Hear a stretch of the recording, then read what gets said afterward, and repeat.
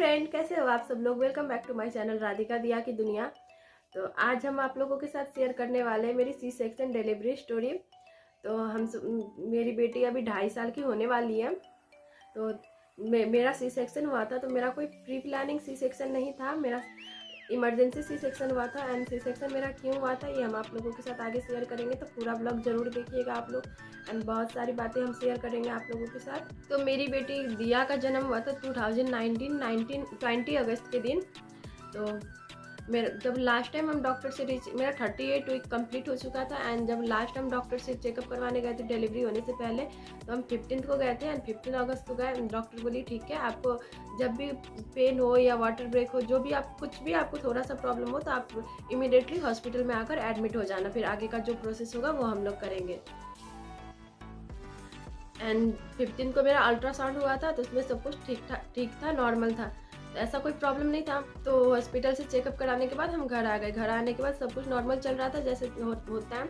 And excitement तो था ही, रोज लगता था कि आज बेबी होगा, कल बेबी होगा। रोज अपने हस्बैंड को हम बोलते थे आज हमको हो जाएगा बेबी, कल होगा। बट जब वो बेबी को आना होगा तब ना आएगा, ऐसा थोड़ी होता है कि अपने हिसाब से होता है। तो फिर सब कुछ नॉर्मल चल रहा था, लेकिन 19 के रात में अचानक से 2 बजे हमको बहुत ज़्यादा फीवर आ गया, करीब 101 फीवर था हमको।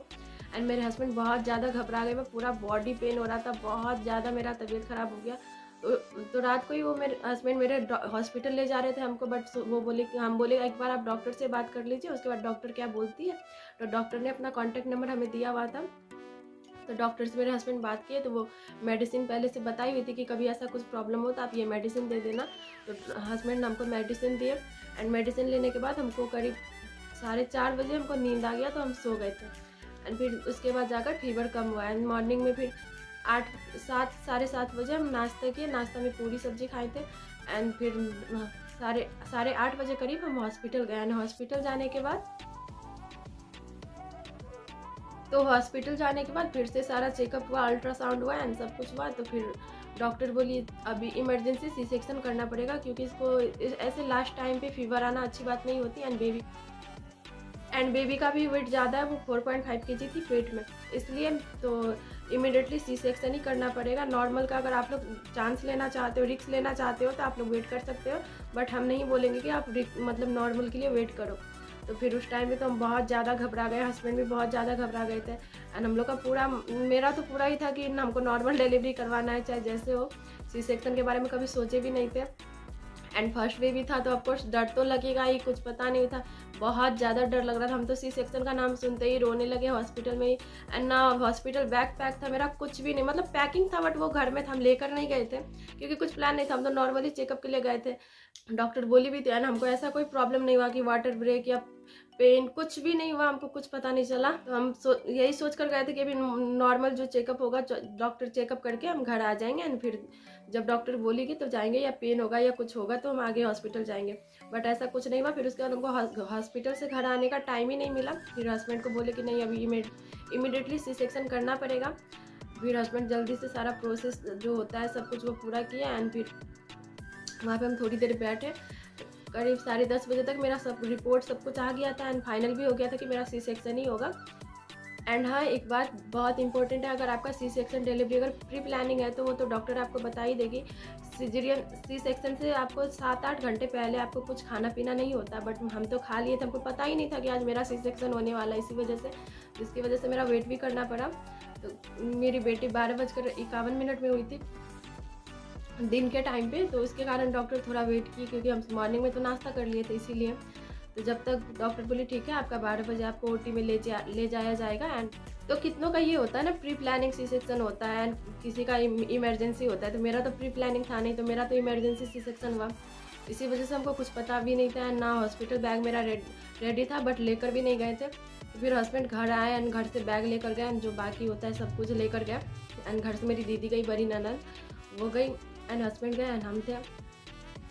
तो फिर हमको करीब नर्स ले गई रूम में एंड सब रेडी की, जो हॉस्पिटल गाउन होता है एंड स्लाइन चढ़ाना सब कुछ जो भी होता है वो सारा प्रोसेस करके 12:10 में हमको ओटी में ले जाया गया। तो ओटी में ले जाने से पहले तो हम लोग बहुत ज़्यादा घबरा गए थे। सिजेरियन के नाम सुनते ही बहुत ज़्यादा दोनों को ही डर लग रहा था, मेरे से ज़्यादा मेरे हस्बैंड घबराए थे। बट वो खुद भी डरे हुए थे, बट हमको हिम्मत दे रहे थे कुछ नहीं होगा, सब कुछ अच्छे से हो जाएगा, तुम जाओ, अच्छे से सब हो जाएगा। बहुत ज़्यादा डर लग रहा था, क्या ही बताएं उस बारे में।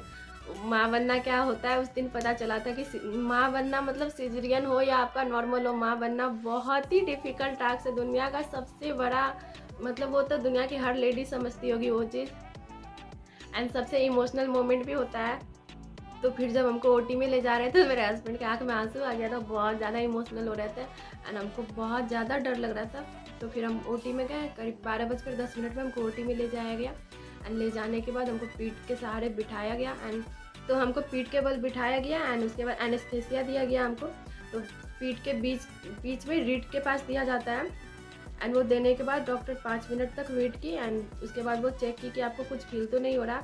मेरे मतलब लोअर पार्ट को चेक कर रही थी एंड वो बार बार चेक कर रहे थे, हम नहीं, हमको कुछ भी फील नहीं हो रहा, हमको उसको पेट के नीचे का पार्ट तो हमको कुछ पता ही नहीं चल रहा था कि मेरे बॉडी में है भी या नहीं है वो पार्ट। तो उसके बाद हमको कुछ पता नहीं चल रहा था। तो फिर हमको लेटाया गया लेटाने के बाद डॉक्टर बोले आप देखना चाहोगे ऑपरेशन या आपके मुंह पे पट्टी डाल रहे हैं। हम कहा नहीं, हमको देखना है। मेरे में इतना हिम्मत था कि हम देख सके, तो हमको देखना था। तो हम पूरा मतलब जो सिजेरियन का जो प्रोसेस होता है, जब बेबी कैसे निकालते हैं हम सब देख रहे थे। हमको कुछ फील ही नहीं हो रहा था एंड फिर पेन तो नहीं हो रहा था, बट तो हमसे पूछा गया तो हम बोले नहीं पट्टी मत डालिए, हम देखेंगे। अब तो जब प्रोसेस स्टार्ट की तो उस बीच में ना डॉक्टर नर्स आपसे बातें कंटिन्यू करते रहेंगे। ऐसा है कि आपको उस टाइम में नींद नहीं आना चाहिए। और हमसे पूछ रही थी आपको उल्टी तो नहीं आ रहा, आपको चक्कर तो नहीं आ रहा? नहीं, हमको कुछ भी ऐसा नहीं हो रहा। आपको पेन तो नहीं हो रहा? नहीं, पेन तो नहीं हो रहा, बट थोड़ा सा लग रहा था कि हमको जैसे कुछ कट हो रहा है, थोड़ा सा बस पता चल रहा था, पेन नहीं हो रहा था। एंड वो अपना प्रोसेस कर रहे थे एंड करीब 12:10 में हम ओटी में गए एंड 12:51 में मेरी बेबी हो भी गई थी दिया।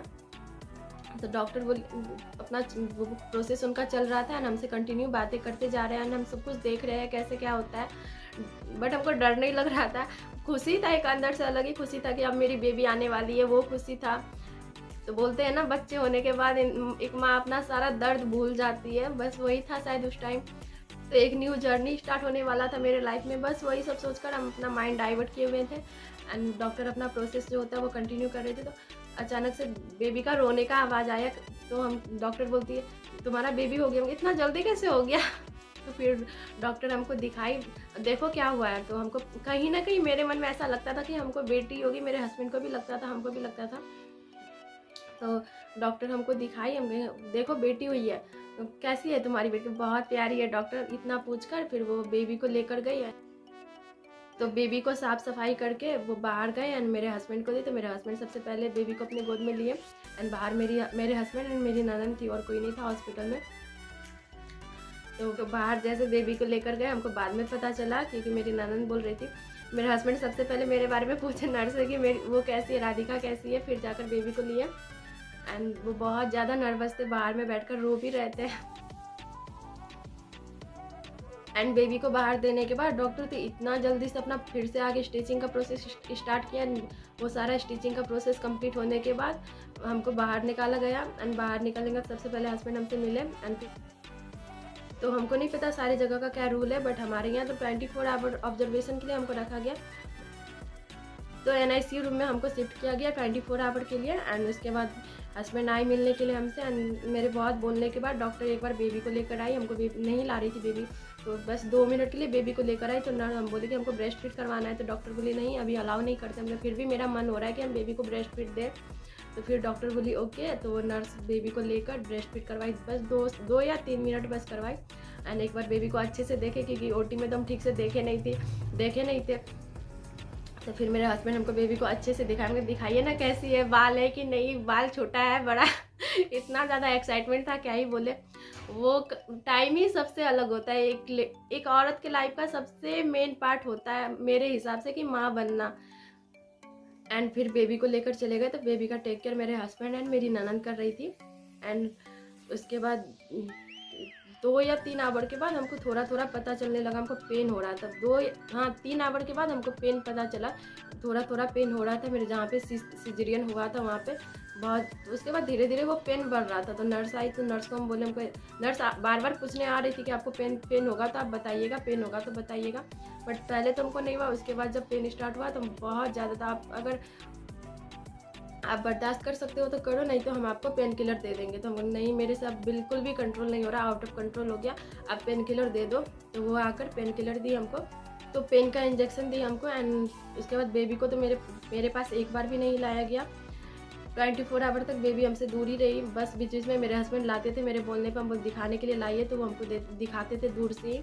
एंड बीच बीच में हस्बैंड आकर बातें करते थे थोड़ा बहुत, बट करने नहीं देती थी। नर्स लोग गुस्सा करती थी कि नहीं अभी अलाउ नहीं है, अब अभी बात मत करिए। हमको बोलते आप रेस्ट करो, आप सोने का कोशिश करो। बट हमको नींद ही नहीं है, पूरा रात नींद नहीं है। जिस दिन दिया हुई थी पूरे रात ऐसे ही हम देख रहे थे, कब सुबह हो कब सुबह। इतना ज़्यादा मन में पता नहीं क्या क्या चल रहा था। कितने आप लोगों के साथ भी ये हुआ था, जो माँ बनने वाली है, जो या जो एक्सपेक्टेड मदर है, तो आप लोग भी कमेंट करके ज़रूर बताइएगा।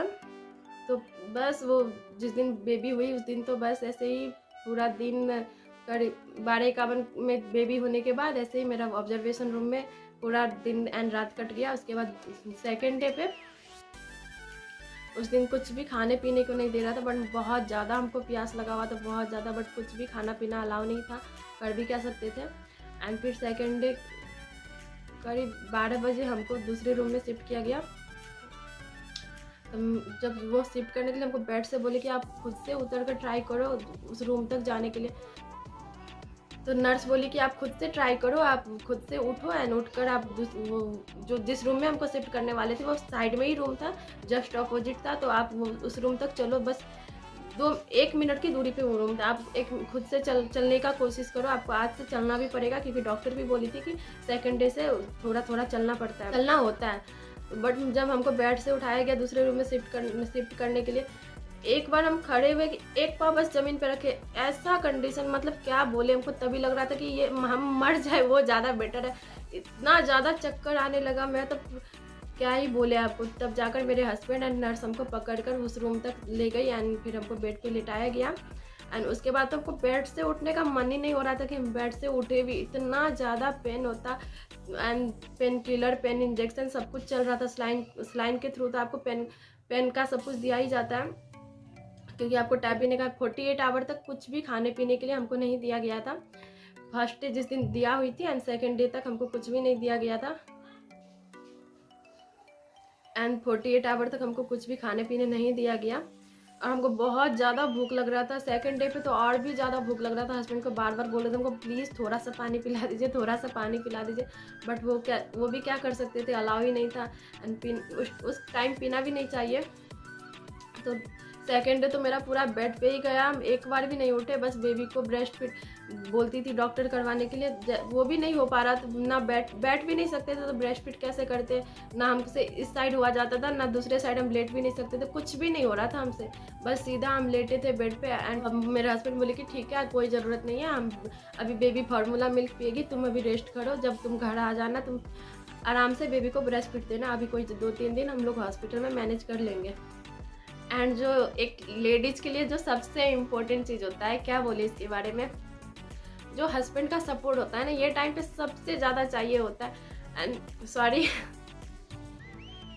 तो इतना ज़्यादा हस्बैंड उस टाइम में केयर किए थे ना, उस टाइम में क्या, अभी तक स्टार्टिंग से अभी तक वो बहुत अच्छे हैं, बहुत सपोर्टिव है। बट वो उस टाइम में जो मेरा केयर किए थे ना, कोई वर्ड नहीं है उसको एक्सप्रेस करने के लिए कि उसको हम वर्ड में एक्सप्रेस करके बोले हस्बैंड के लिए।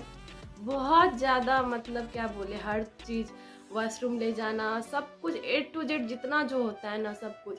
एंड बेबी के लिए भी, नहीं तुम अभी ब्रेस्ट फीड मत दो, पहले तुम ठीक हो जाओ, उसके बाद बेबी को आराम से तुम ब्रेस्ट फीड करवाना। जब तक हम यहाँ पे फार्मूला मिल्क दे रहे हैं, घर जाना तब आराम से तुम ब्रेस्ट फीड करवाना। बहुत ज़्यादा सपोर्टिव थे। एंड हम 7 दिन हॉस्पिटल में रहे थे। हमारे कुछ लास्ट में दिया को जॉन्डिस हो गया था, 4th डे पे पता चला कि उसको थोड़ा जॉन्डिस है, तो बस इसी वजह से, नहीं तो हमको 5th डे पे डिस्चार्ज मिल जाता। बट इसी के कारण हमको डिस्चार्ज नहीं मिला था। 7 डे हम हॉस्पिटल में रहे। 7 दिन तक मेरे हस्बैंड कंटिन्यू रात को जागते, दिन सुबह से लेके रात तक पूरा टाइम दिया को रखना, मेरा केयर करना हर चीज़, क्योंकि मेरे पास एंड दीदी थी तो वो घर आती भी थी एंड फिर हॉस्पिटल भी जाती थी, बट वो दिन में घर आ जाती थी एंड शाम को फिर हॉस्पिटल जाती थी। बस सबसे ज़्यादा जो किया ना वो हस्बैंड, उस उनके लिए कोई वर्ड ही नहीं है कि उनके लिए क्या बोले। बस इंसान को अच्छा लाइफ पार्टनर मिल जाता है ना, तो लाइफ में कोई टेंशन ही नहीं होता है, बस यही होता नहीं होता है, बस यही होता। तो बस ऐसे ही हॉस्पिटल के दिन जाते बीतते गए एंड फिर हमको थर्ड डे पे हमको वो चाय मिला पीने के लिए, तो वो रेड टी बस दिए थे, ये मिल्क टी नहीं मिला था एंड बिस्किट बोले थे डॉक्टर बिस्किट चाय दो इसको, तो फिर एक पैकेट बिस्किट दिए। हम कभी बिस्किट इतना ज़्यादा नहीं खा रहे थे, उस टाइम इतना ज़्यादा हमको भूख लगा था, सारा एक पैकेट बिस्किट हम खा गए। तो थर्ड डे पे हमको बस चाय ही मिला, चाय बिस्किट दो या 3 बार मिला था एंड फोर्थ डे पे डॉक्टर हॉर्लिक्स बोले थे, हॉर्लिक्स दूध देने के लिए बोले थे, तो वही हॉर्लिक्स दूध एंड फिफ्थ डे पे खिचड़ी। मतलब फर्स्ट डे सेकंड डे तो 48 आवर तक कुछ खाना पीना कुछ नहीं, third day and fourth day पे only liquid and biscuit and fifth day पे हमको सॉलिड मिला, जो कि खिचड़ी बोले थे खाने, सिर्फ खिचड़ी अलाउ था, तो खिचड़ी खाते थे। तब हस्बैंड खिचड़ी लाते थे तो खिचड़ी ही बस खाते थे एंड थोड़ा बहुत वही, ऐसे कुछ खाया भी नहीं जाता, इतना सादा रहता है वो खाना एंड कुछ खाने का भी मन नहीं करता, फिर भी क्या करते, मजबूरी खाना पड़ता था। तो एंड 6 डे फिर 7 डे ऐसे ही हॉस्पिटल के दिन बीतते गए। फिर पता चला दिया को जॉन्डिस हो गया, तो वो थोड़ा टेंशन हो गया था हम दोनों को ही बहुत ज़्यादा। बच्चे होने के बाद बच्चे को थोड़ा सा भी कुछ हो जाता है तो बहुत ज़्यादा टेंशन होता है, वो तो सबको पता है, सब माँ बाप फील कर सकते हैं वो चीज़। तो यही हुआ, तो फिर जाकर डॉक्टर बोले नहीं थोड़ा सा जॉन्डिस है, कोई बात नहीं, उसको 2 दिन हम रखेंगे एंड उसके बाद आपको डिस्चार्ज मिल जाएगा। तो फिर वही 7 दिन तक कंटिन्यू हॉस्पिटल में रहे एंड 8 डे पे हमको डिस्चार्ज मिला। तो 8 डे पे हम 10-11 बजे घर आए एंड अब बात आता है कि सी सेक्शन पेनफुल है या नहीं। तो मेरे लिए तो बहुत ज़्यादा पेनफुल था, मेरे लिए तो सच में बहुत ज़्यादा पेनफुल था। पता है नॉर्मल डिलीवरी सी सेक्शन इंसान बहुत लोग, जब मेरा बेबी हुआ तो नॉर्मल होता तब पता चलता है, तुमको तो सी सेक्शन हुआ कुछ पता ही नहीं चला, ऐसा कुछ नहीं होता। नॉर्मल भी बहुत, जब माँ बनना हर कंडीशन में बहुत डिफिकल्ट है, चाहे वो नॉर्मल हो या सी सेक्शन हो। इंसान बोलने वाला बहुत कुछ बोलता है, लेकिन क्या करे, कर भी कह सकते हैं, इंसान को सुनना पड़ता है जब टाइम आता है तो बस मेरे लिए तो सी सेक्शन बहुत ज़्यादा पेनफुल रहा। बट ये है ना, हस्बैंड बस अच्छा हो तो आपका लाइफ पार्टनर अच्छा हो तो आप सारे दर्द को भूल सकते हो, बस वही। तो इस कंडीशन में बहुत लकी है कि मेरे हस्बैंड इतना सपोर्टिव थे, इतना अच्छे थे एंड मेरा इतना ज़्यादा केयर किए, उनके बारे में कोई वर्ड नहीं है कि हम उनको वर्ड में एक्सप्रेस करके हम बताएं। तो बस यही है मेरा सी सेक्शन स्टोरी। एंड अगर आप लोग और भी जानना चाहते हो डिटेल्स में एंड आगे का जानना चाहते हो कि हम कैसे बेबी का टेक केयर किए, कैसे अपना केयर किए एंड सी सेक्शन के बाद हम कितना दिन प्रॉपर रेस्ट लिए, आप लोग कमेंट करके ज़रूर बताइएगा। हम आप लोगों के साथ एक और ब्लॉग शेयर करेंगे इस टॉपिक पे एंड ये ब्लॉग को हम यहीं पे एंड करते हैं। अगर आज का ब्लॉग आप लोगों को अच्छा लगा हो, आप लोगों को थोड़ा सा भी कुछ नॉलेज मिला हो, तो please like share and subscribe to my channel. चलिए मिलते हैं एक और ब्लॉग में, तब तक के लिए बाय।